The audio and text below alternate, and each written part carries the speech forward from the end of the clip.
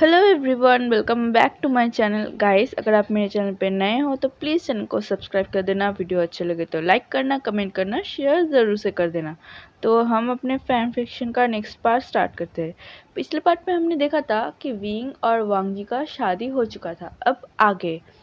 अब हमें सुबह का सीन दिखाया जाता है, जहाँ अभी सुबह का 5 बज रहा था और वांगजी का नींद धीरे धीरे टूटने लगा था। वो उसने अपने आँखों को खोला और अपने आँखों को रब करते हुए काउच पे बैठ गया। उसने जब अपने आप को काउच पे देखा तब उसे रात का सारा सीन याद आ चुका था कि कैसे विंग ने उसे काउच पे सोने के लिए मजबूर कर दिया था। उसे विंग पर थोड़ा गुस्सा तो आ रहा था, लेकिन विंग सुबह-सुबह विंग के वो क्यूट और इनोसेंट फेस देखकर वो कहीं न कहीं विंग के उस फेस पर ही खो गया था। तभी थोड़ी देर बाद उसने खुद को सँभाला और फिर अपनी मॉर्निंग रूटीन को कंप्लीट करने के लिए वॉशरूम चला गया। वो वॉशरूम से अपना जॉगिंग सूट पहन के बाहर निकला। तभी उसने देखा कि विंग के ऊपर ब्लैंकेट नहीं है। वो पहले तो सोचा कि वो घर रूम से चला जाएगा, लेकिन थोड़ी देर हेजिटेशन के बाद वो विंग के पास गया और उसके ऊपर उस ब्लैंकेट को ओढ़ दिया। तभी उसका नज़र विंग के फेस की तरफ गया, जो बहुत ही ज़्यादा इनोसेंट और प्रिटी लग रहा था। सुबह सुबह उसका फेस बिल्कुल एक बच्ची की तरह लग रहा था, जो बहुत ही शांति से सो रहा था। वो अपने मन में ही सोचता है, ये लड़का जब जागता है तब तो सबका दिमाग खाता रहता है, और देखो अभी कैसे बच्ची की तरह सो रहा है। सच में मैं बिल्कुल नहीं समझ पाता हूँ कि असल में ये ठीक कैसा है। तभी उसका नज़र विंग के लिप्स की तरफ जाता है, जो बहुत ही ज़्यादा फ्लफ़ी हुआ था। वो धीरे-धीरे विंग के लिप्स की तरफ बढ़ने लगता है। उसे खुद भी नहीं पता कि कैसे वो अनकॉन्शियसली उसके लिप्स की तरफ बढ़ रहा था। तभी विंग ने अचानक से अपना आँखों को खोल दिया और वांगजी बहुत ही ज़्यादा घबरा गया था। उसे देख के ऐसा लग रहा था कि जैसे उसका कोई चोरी पकड़ा गया हो। वो तुरंत ही उस जगह से खड़ा होता है और वहाँ से जाने लगता है। तभी विंग अपनी जगह से उठकर बैठता है और कहता है, क्या तुम मुझे किस करना चाहते थे? ये सुनने के बाद वांगजी बहुत ही ज़्यादा घबरा गया था। उसने हकलाते हुए कहा, कौन कौन कौन तुम्हें किस करना चाहता है? तुम कुछ भी कहते हो सुबह-सुबह? मैं बस वहाँ अपनी वॉच लेने के लिए गया था, और कुछ नहीं। ये सुनने के बाद विंग ने स्माइल किया और कहा, कोई बात नहीं, तुम मुझे किस कर सकते हो। आफ्टर ऑल हम दोनों हस्बैंड्स हैं, और सबसे बड़ी बात, मैं तुम्हारी वाइफ हूँ, और कौन अपनी इतनी ब्यूटीफुल वाइफ को किस नहीं करना चाहेगा। ये कर कहते हुए उसने वांगजी की तरफ विंक कर दिया। वांगजी के कान बहुत बुरी तरीके से रेड हो चुका था। उसे पता है कि उसे उसने विंग को किस करने की कोशिश करने वाला था, लेकिन उसे नहीं पता कि कैसे, क्यों वो विंग को किस करना चाहता था। उसने विंग का सवाल का कोई भी जवाब नहीं दिया और विंग की बातों को इग्नोर करते हुए रूम से निकल गया। विंग भी स्माइल कर रहा था वांगजी को देख के। अब हमें सुबह 7:30 बजे का सीन दिखाया जाता है, जहाँ पे सब लोग डाइनिंग टेबल पे बैठे हुए थे और अपना-अपना ब्रेकफ़ास्ट कर रहे थे। तभी लानी विंग के सर पे प्यार से हाथ फेराते हुए कहता है कि तुम कल अच्छे से सोए तो है ना बेटा? ये सुनने के बाद विंग ने लानी की तरफ देखकर बस नोट किया। तभी चिरैन ने कहा, हमें माफ़ कर दो, लेकिन हम सबको जाना होगा। ईचान को आज से ही अपना ड्यूटी पे जॉइन करना पड़ेगा, और लानी और मेरा भी बहुत सारा काम वहाँ पड़ा हुआ है। हमारे एनजीओ के लोग हमारे लिए वेट कर रहे हैं, इसलिए हम सबको ही जाना पड़ेगा। क्या तुम और वांगजी अकेले इस मिशन पे रह सकते हो? ये सुनने के बाद विंग ने लैंचेरन की तरफ देखा और स्माइल करते हुए कहा, हम लोग रह सकते हैं। अगर मुझे कोई कुछ भी प्रॉब्लम होगा तो मैं आपको ज़रूर कॉल करूँगा। तभी एना वांग ने पाउट करते हुए कहा कि तुम्हें पता है विंग, मेरा बिल्कुल भी मन नहीं है यहाँ से जाने का, लेकिन मुझे जाना होगा। मैं तुम्हें बहुत मिस करूँगा। अगर तुम्हें थोड़ा सा भी मन करे या फिर तुम्हें हमारी याद आए तो तुम तुरंत हमारे घर आ जाना, ठीक है? हमारे घर में तुम हमेशा वेलकम हो। ये सुनने के बाद विंग ने एना वांग की तरफ देखकर स्माइल किया। तभी शिचन ने कहा, हाँ, अगर तुम्हें कुछ भी प्रॉब्लम हो तो हमारे घर आ जाना या फिर हमें तुरंत ही कॉल करना, ठीक है विंग? वांग जी को आज सब लोग कहा जाए तो इग्नोर ही कर रहा था, क्योंकि डाइनिंग टेबल पे सब लोग बस सीन के साथ ही बात कर रहा था। वांग जी तो बस अपनी मुंह लटका के अपना ब्रेकफास्ट कर रहा था। ऊपर से सुबह की उस इंसिडेंस के बाद से वो विंग के तरफ देख भी नहीं पा रहा था। अभी सबका ब्रेकफास्ट कंप्लीट हो जाता है और सब लोग अपने अपनी जगह चले जाते हैं। वांग जी भी अपनी ऑफिस चला गया था। विंग आज मिशन में अकेला था। वो तभी शुयांग और शाओशिनचान को कॉल करता है और उनसे बात करता है। वो भी विंग को कॉन्ग्रेचुलेट करते हैं कि फाइनली तुम अपने मेट से शादी कर चुके हो। लेकिन विंग कहता है, हाँ मैं अपने मेट से शादी तो कर चुका हूँ, लेकिन मैं उसे अभी तक कुछ नहीं बता पाई हूँ। आई होप कि मैं उसे जल्दी सब कुछ बता पाऊँ और उसे जल्द से जल्द मैं अपने साथ लेके आ पाऊँ। ये सुनने के बाद शुयांग बहुत ज़्यादा एक्साइटेड हो जाता है और कहता है, हाँ क्वीन, आप जल्दी से किंग को सब कुछ बता दीजिए और यहाँ चले आइए, हम आप सबको बहुत मिस कर रहे हैं। ये सुनने के बाद विंग ने स्माइल किया और कहा, तुम मेरे साथ मिलने के लिए आ सकते हो कभी कभी, लेकिन तुम्हें अपना ड्यूटी याद है ना, तुम्हें अपना ड्यूटी बखूबी निभाना है, इसीलिए बिल्कुल भी अपनी ड्यूटी मिस मत करना, नहीं तो मैं तुम्हें खुद पनिशमेंट दूंगा। ये सुनने के बाद शाओशिनचा स्माइल कर रहा था, लेकिन शुयांग ने पाउट कर लिया।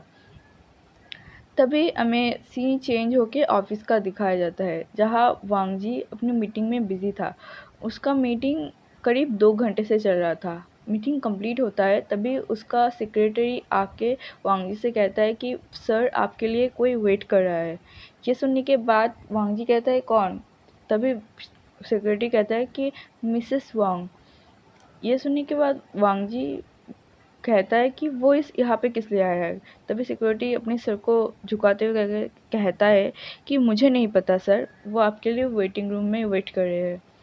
ये सुनने के बाद थोड़ी देर बाद वांग जी वहाँ पहुँच जाता है। तभी हमें वांग जिशन को दिखाया जाता है, जो वांग जी के लिए वेट कर रहे थे। वांग जी को देख के उसने एक बड़ा सा स्माइल किया और वांग जी के पास जाने लगा। तभी वांग जी ने कहा कि तुम यहाँ क्या कर रहे हो, क्या तुम्हें यहाँ पर कोई काम है?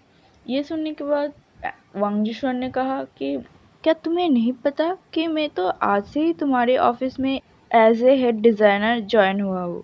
ये सुनने के बाद वांग जी ने अपने सेक्रेटरी की तरफ देखा। तभी उसके सेक्रेटरी ने कहा कि बॉस, मैंने आपसे कल कहा सीनियर मिस्टर लार ने किसी को एज ए डिज़ाइनर हायर किया है और वो यही मैम है। ये सुनने के बाद वांग जी ने वांग जिशन की तरफ देखा और कहा, ठीक है, आई विश कि तुम अपने काम ठीक दिल से करोगे। ये सुनने के बाद वांगशुन ने स्माइल किया और कहा, बिल्कुल मैं अपना बेस्ट दूंगा, और तुम्हें पता तो है ही ना कि मैंने कोरिया से अपना डिज़ाइनर का कोर्स कंप्लीट किया है, तो तुम मुझ पे पूरा भरोसा कर सकते हो। ये सुनने के बाद वांगजी ने कहा कि मैं ऐसे ही तुम्हारा कोर्स के ऊपर डिपेंड करके तुम्हें भरोसा नहीं कर सकता, मैं तुम्हारे काम के ऊपर तुम्हें प्रायोरिटी दूंगा। ये सुनने के बाद वांग जिशन ने स्माइल किया। तब वांग जी वहाँ से चला गया। फिर धीरे धीरे वांग जिशन का स्माइल बहुत ही डार्कली हो गया और वो अपने मन में कहा कि अब तुम देखते जाओ विंग, मैं कैसे तुम्हारे स्वीट हस्बैंड को अपनी तरफ अट्रैक्ट करती हूँ। ये कहते हुए वो अपनी फ्लोर की तरफ चला गया। ऐसे टाइम स्किप होते दिखाया जाता है। अब हमें शाम का टाइम दिखाया जाता है, जब विंग 2 घंटे की लंबी शॉपिंग करने के बाद घर वापस आता है। वो बहुत ही ज़्यादा खुशी खुशी घर आ रहा था, क्योंकि उसे पता है कि वांग जी शायद अब तक आ चुका होगा। वो कार से निकला और घर की तरफ आने लगा। तभी उसने देखा कि कार के बाहर वांग जी की कार तो खड़ा था ही, उसके साथ साथ एक और कार खड़ा था। उसे पहले समझ नहीं आया। उसने सोचा, क्या वांग जी ने किसी को घर में लाया है?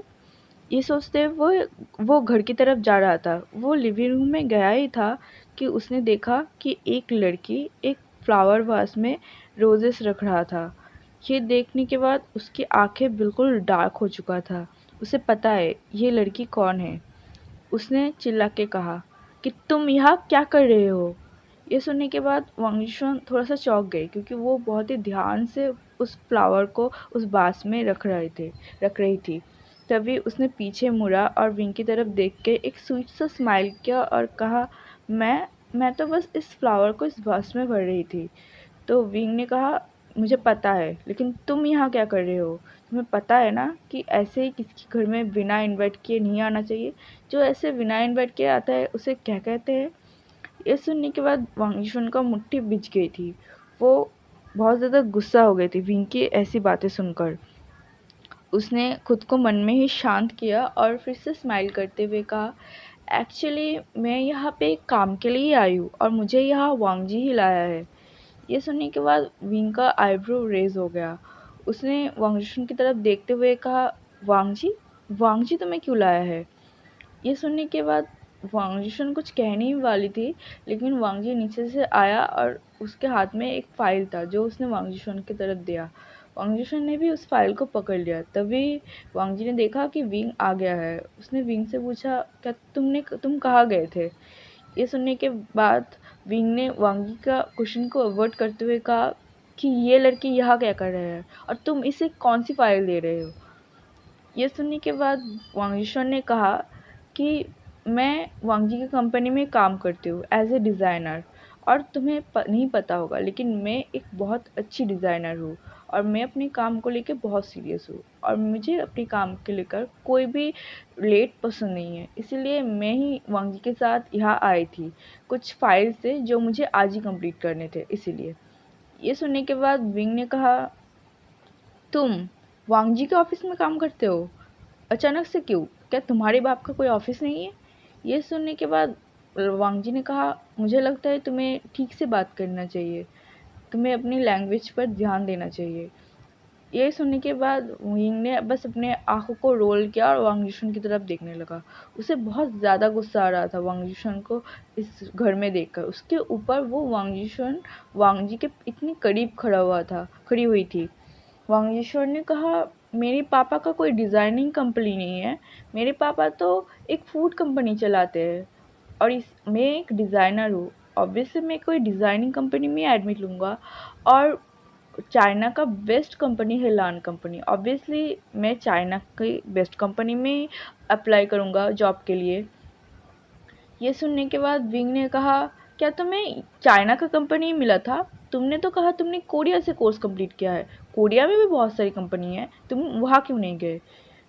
तभी वांग जिशन ने कहा, मैं जो मर्जी वो करूँ, मुझे चाइना रहना है या फिर चाइना से बाहर जाना है, ये मेरी मर्जी है, तुम डिसाइड करने वाले कौन होते हो? ये सुनने के बाद विंग कहता है कि तुम मेरे हस्बैंड की कंपनी में काम करते हो। वांग जी को अब बहुत ज़्यादा गुस्सा आ रहा था। उसे इस दोनों के झगड़े का मीनिंग बिल्कुल समझ नहीं आ रहा था। ये दोनों ऐसे छोटी सी बात पे झगड़ा क्यों कर रहे थे? तभी वांग जी ने विंग की बात को काटते हुए कहा कि उसे अंकल ने कंपनी में हायर किया है और तुम कोई नहीं होते हो कि कौन हमारी कंपनी में काम करेगा और नहीं करेगा ये डिसाइड करने वाले। वांग जी विंग को अभी इग्नोर ही करना चाहता था। वो वांग जिशन के सामने तो विंग को नीचा नहीं दिखाना चाहता था, लेकिन वो विंग को इग्नोर करना चाहता था। वो अब भी चाहता था कि विंग उसे छोड़ के चले जाए। उसे ऐसा लगता है कि विंग की वजह से उसकी फैमिली मेम्बर उसके साथ ऐसे कर रहा है।